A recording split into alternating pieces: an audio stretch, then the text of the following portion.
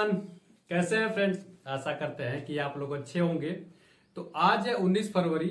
हम लोग देखने वाले हैं रेलवे ग्रुप डी में 2025 में टोटल फॉर्म फिलअप को लेकर कि रेलवे ग्रुप डी 2025 में कितने टोटल फॉर्म फिलअप हुए 19 फरवरी तक।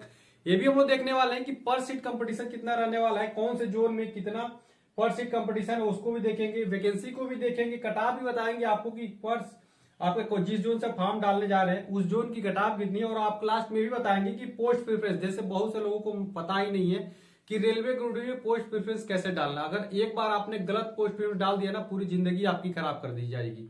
समझ रहे क्यों कर दी जाएगी? क्योंकि आपको अच्छा नंबर लाने के बावजूद भी खराब पोस्ट जब थमा दिया जाएगा तब आपको पूरी जिंदगी भर रिग्रेट यही होता रहेगा कि काश कोई मुझे ये बता दिया होता कि कौन सा पोस्ट रेलवे की अच्छी है। अभी कुछ दिन पहले ही मैंने एक वीडियो बना के बताया था कि बहुत से लोगों को पता भी नहीं रेलवे में कि कौन सी पोस्ट का क्या काम है, उसके बावजूद भी आके यूट्यूब पे बताया। लेकिन आज मैं उस तरीके से बताऊंगा जैसे आपको पूरी लाइफ एकदम मजा रहेगा, कभी आपको रिग्रेट नहीं होगा कि पोस्ट प्रेफरेंस कैसे भरना है। तो आज है 19 फरवरी और आज हम लोग देखने वाले हैं कि जो सेफ जोन में दिल्ली और मुंबई, जो बोल रहा हूं कि अभी भी सेफ जोन दिल्ली और मुंबई में क्यों है।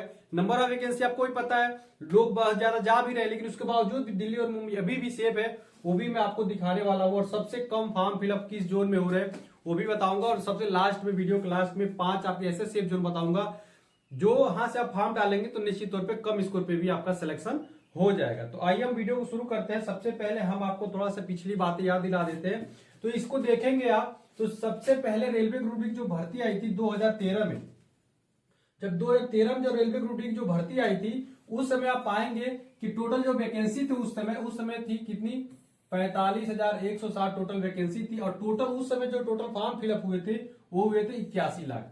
पर सीट कंपटीशन उस समय कितना था, 175। उस समय आपको पता था कि बहुत ज्यादा नौकरी के प्रति लोगों को इंफॉर्मेशन नहीं हुआ करती थी, इसीलिए वहां पे पर सीट कंपटीशन कम था। लेकिन 2018 जो समय आया, पूरा डिजिटल समय आ गया, पूरा ऑनलाइन हो गया, तो सबको पता चल गया, इसीलिए 62,907 जो वैकेंसी आई तो फॉर्म कितने पड़ गए, 1.8 करोड़। समझ रहे हो, 1,80,00,000 टोटल फॉर्म फिल हुआ। पूरा रेलवे भर्ती बोर्ड हिल गया था।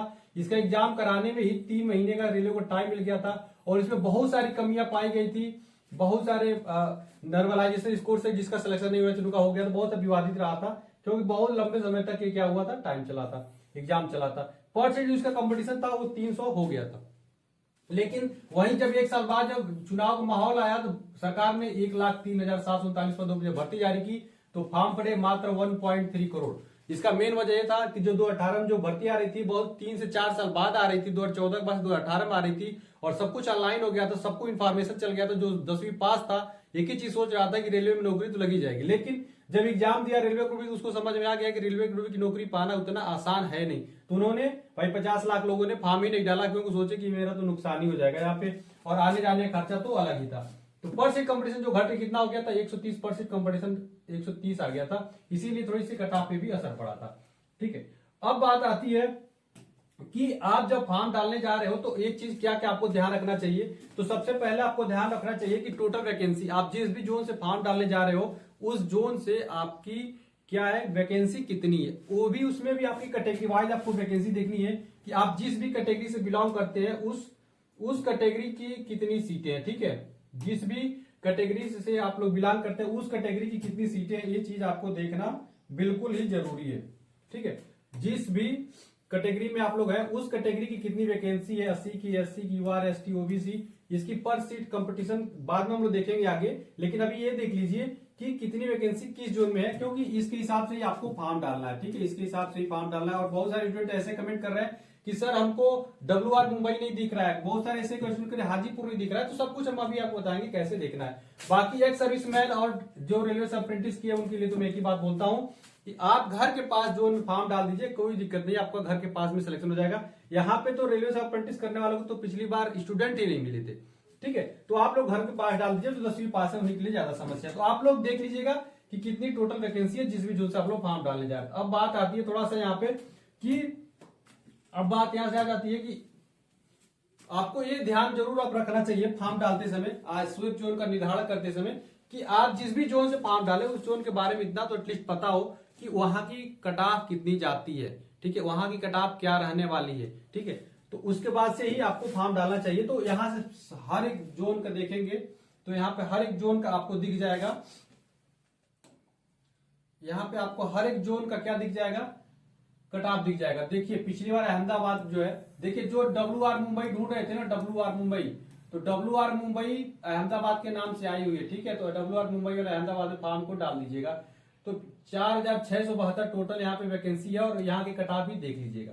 तो एक चीज डाटा से तो क्लियर हो जाता है कि यहाँ पे देखेंगे चंडीगढ़ का सेक्शन की जो कट ऑफ थी वो कितनी थी, 70 थी, और सिकंदराबाद की 57 थी। यानी एक बात तो क्लियर हो जाती है कि जोन अच्छे तरीके से अगर निर्धारित कर दिया जाए तो कट ऑफ क्या हो जाती है, कम स्कोर पे भी सिलेक्शन हो जाता है। और कम कट ऑफ जोन में तो देखेंगे दो चीज हमेशा रहता है। एक नंबर पे यहाँ पे देख लीजिए बिलासपुर तो 60 गई थी, ठीक है, बिलासपुर की भी कट ऑफ 60 गई थी पिछली बार। यहाँ पे पाएंगे तो गुवाहाटी की भी कट ऑफ 60 गई थी और चेन्नई की भी कट ऑफ 60 ही गई थी। उसके बाद अहमदाबाद का देख लीजिए कि अहमदाबाद एक ऐसा जोन है ना जिसकी कट ऑफ कभी भी ज्यादा नहीं जाती थी, हमेशा कम जाती थी। वहीं पे मुंबई वालों की ज्यादा चली जाती थी लेकिन अहमदाबाद वालों की कम रहती थी। इसका मेन वजह था कि अहमदाबाद किसी के ध्यान में नहीं आता था, लेकिन इस बार वहां पर नंबर ऑफ वैकेंसी ज्यादा आ गई है, ठीक है। तो इस तरीके से देख लीजिएगा। अगर साउथ की तरफ जैसे जाएंगे, जैसे जैसे आप लोग साउथ की तरफ जाते हैं वैसे वैसे कट ऑफ आपको कम देखने को मिलेगा। जैसे देखिए चेन्नई की मैंने बताया 60 है, गुवाहाटी की कमी है, यहाँ पे देखेंगे बिलासपुर की कट ऑफ कमी है, सिकंदराबाद की कट ऑफ कमी है।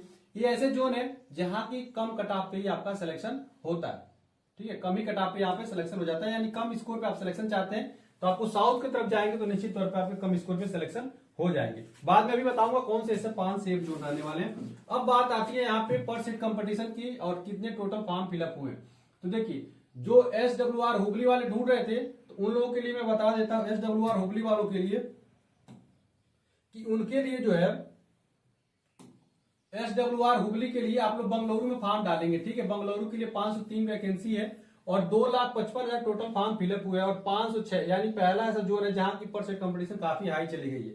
ECR भुवनेश्वर का देखेंगे तो 964 टोटल वैकेंसी है और 3,95,000 टोटल फॉर्म फिलअप हुए, 403 पर सीट इसका कंपटीशन निकल के आ रहा है। SCR हाजीपुर पटना, देखिए हाजीपुर वाले जो ढूंढ रहे थे ना वो पटना बोर्ड के नाम से आएगा तो पटना में डाल दीजिएगा। 1251 टोटल वैकेंसी है और 4.4 लाख टोटल। आपको पता है कि एकदम डेंजर जोन में आने वाला हाजीपुर, तो जिनकी अच्छी तैयारी होगी वही जोन से फॉर्म डालिएगा। 351 इसका पर सीट कंपटीशन है। SCCR बिलासपुर का देखेंगे 1337, 4.15 लाख पर सीट टोटल फॉर्म फिलअप हुआ, 310 इसका पर सीट कंपटीशन है। यानी एक भी तरीके से अगर बिलासपुर इर्द गिर्द के रहने वाले हैं ना तो आप लोग बिलासपुर ही डालिएगा, दूर मत जाइएगा, वहां के आपकी कट ऑफ कम पे सिलेक्शन हो जाएगा। उसके बाद से NER गोरखपुर 1370 वैकेंसी है, 4 लाख टोटल फॉर्म फिलअप हो चुके हैं और 251 पर सीट कंपटीशन निकल के आ रहा है और ये भी एक तरीके से डेंजर जोन में आता है। ये भी एक तरीके से कौन सा जोन में आता है, तो ये भी एक तरीके से डेंजर जोन में आता है। NWR जयपुर का देखेंगे 1433 टोटल वैकेंसी है और 4.4 लाख टोटल फॉर्म फिलअप है, 310 इसका पर सीट कंपटीशन है। WCR जबलपुर का देखेंगे 16 से 14, 4.68 लाख टोटल फॉर्म फिलअप हुए हैं और 289 इसका परसेंट कंपटीशन निकल कर। ER कोलकाता के देखिएगा 1817 वैकेंसी पे 5 लाख टोटल फॉर्म फिलअप हुए हैं, 274 परसेंट कंपटीशन है। NCR प्रयागराज का देखिएगा 220 में 5 लाख टोटल फॉर्म फिलअप हुए, 251 इसका भी परसेंट कंपटीशन निकल के आ रहा है। NFR गुवाहाटी में 2048 टोटल वैकेंसी है और 5.28 लाख टोटल फॉर्म फिलअप हुए हैं, 247 इसका परसेंट कंपटीशन निकल के आ रहा है। और ये भी एक तरीके से सेफ जोन है, गुवाहाटी बिल्कुल सेफ जोन है और प्रयागराज को तो आपको पता है, प्रयागराज हमेशा इलाहाबाद में डेंजर जोन रहता है। चेन्नई 2694 वैकेंसी यानी 2700, 5 lakh total form fill up, 189 percent competition है। तो अगर सबसे सेफ जोन की बात कर रहे हैं तो चेन्नई बिल्कुल अभी तक सेफ जोन है। यहां से भी फॉर्म डालते हैं तो निश्चित तौर पर आपको कम स्कोर पे सिलेक्शन होगा, तो सबसे सेफ जोन अभी चेन्नई आपको देखने को मिलेगा। CR मुंबई का देखेंगे, सेंट्रल रेलवे मुंबई का तो 3244 वैकेंसी है, 5 लाख यहाँ पे भी फॉर्म फिलअप हुए हैं और 156 पर सीट कंपटीशन है, तो ये भी एक तरीके से सेफ जोन है। यहाँ से भी अगर फॉर्म डालेंगे तो निश्चित तौर पे आपका कम स्कोर पे सिलेक्शन होगा। WR मुंबई अहमदाबाद 4672 वैकेंसी है, 6 लाख टोटल फॉर्म फिलअप हो चुके हैं और 133 पर सीट कंपटीशन निकल रहा है, तो ये भी एक तरीके से आपका सेफ जोन है। अब बात आती है कि सर सब लोग मुंबई की तरफ अहमदाबाद की तरफ जा रहे हैं तो ऐसा तो नहीं, कटा बहुत ज्यादा बढ़ जाएगा। देखिए यहाँ पे क्या है, अहमदाबाद में सब दूर जाने वाले हैं ना। देखिए सबसे ज्यादा पढ़ाई करने वाले स्टूडेंट होते कहाँ है, यूपी में, बिहार में, झारखंड में, छत्तीसगढ़ में, मध्य प्रदेश में, ठीक है, वेस्ट बंगाल में, राजस्थान में और हरियाणा के स्टूडेंट, यही ना, यही 4-5 जो राज्य हैं यहाँ पे सरकारी नौकरी के प्रति बहुत ज्यादा लगाव है और यहीं के लड़के सबसे ज्यादा तैयारी करते हैं। अभी बताओ यहाँ से दूर जाएगा कौन? दूर तो वही जाएगा ना जिसका मॉक टेस्ट में स्कोर कम है, जिसको थोड़ा अपनी कॉन्फिडेंस कम है, जिसको नौकरी 100% गारंटी के साथ चाहिए ही चाहिए, चाहे कहीं भी नौकरी करवाओ लेकिन नौकरी उनको चाहिए, तो वही तो दूर जाएंगे। तो तुम्हारा कंपटीशन कैसे लोगों से? ऐसे लोगों से जो तुम्हारे तरह ही डरे हुए हैं, तुम्हारे तरह ही उनको नौकरी चाहिए, जो सेम कंडीशन तुम्हारी है, सेम कंडीशन उनकी है, तो इसीलिए वहां पे तुम्हारे लिए फाइट करना आसान हो जाएगा। अब मान लीजिए जैसे प्रयागराज है, प्रयागराज में तो वो स्टूडेंट भी है ना जो बहुत लंबे समय से तैयारी कर रहे हैं, जिससे कहीं सिलेक्शन नहीं हो रहा है, वो सोच रहा है यार मेरा सिलेक्शन हो जाए, बहुत अच्छी तैयारी किया हुआ है, अच्छे जगह सिलेक्शन नहीं हो रहा है, उसका यहाँ हो रहा है। समझ रहे हो? ये बात आ जाती है। इसीलिए दूर जाने की मैं राय देता हूं। अगर नौकरी चाहिए तो थोड़ा दूर जाना होगा। यार नौकरी कहीं मिलेगी तो म्यूचुअल ट्रांसफर से तो घर आ जाओगे, कहे परेशान हो इसके लिए।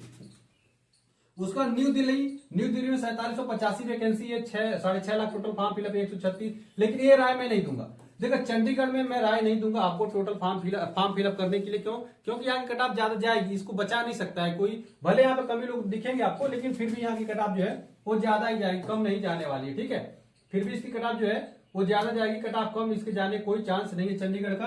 तो इसको आप लोगों की तैयारी अच्छी होगी तभी इस जोन में डालिएगा। तो मैं इसको डेंजर जोन की कैटेगरी में रखता हूँ। ठीक है, ये मेरे लिए डेंजर जोन में आता है। ईआर कोलकाता 1044, 4.1 लाख 384 टोटल पर सीट यहाँ पे कंपटीशन। ये भी यहाँ पे भी कंपटीशन ठीक ठाक देखने को मिलेगा। यहाँ पे बिहार के स्टूडेंट, झारखंड के स्टूडेंट यहाँ पे भी कम्प्लीट करेंगे। और एससीआर सिकंदराबाद में 1642 वैकेंसी है, 4.5 लाख टोटल फॉर्म फिलअप हुए हैं, 282% कंपटीशन है। ये भी एक तरीके से सेफ जोन है, ये भी एक तरीके से सेफ जोन है, यानी सिकंदराबाद भी सेफ जोन है। अब देखिए, अब आती है इस ये ईआर कोलकाता वाला और यहाँ पे ईआर कोलकाता, इन दोनों में कहां से फॉर्म फिलअप करना सेफ रहेगा? तो मेरी बात मानना, यहाँ से फॉर्म जरूर फिलअप कर लेना। झारखंड रांची वाला छोड़ के जो ईआर कोलकाता यहाँ से फॉर्म फिलअप कर दोगे तो निश्चित तौर पे आपका कम स्कोर पे सिलेक्शन हो जाएगा। ये जो मैंने 5 और 6 जोन बताया, ये भी एक तरीके से सेफ है। इन 6 जोनों से आप फॉर्म डालेंगे तो निश्चित तौर पे आपके कम स्कोर पे भी सिलेक्शन होने के चांस ज्यादा रहेंगे आपके कम स्कोर पे सिलेक्शन होने के चांसेस। ठीक है, बाकी डेंजर जोन तो मैंने बता दिया, इन डेंजर जोन से आपको बच के रहना है।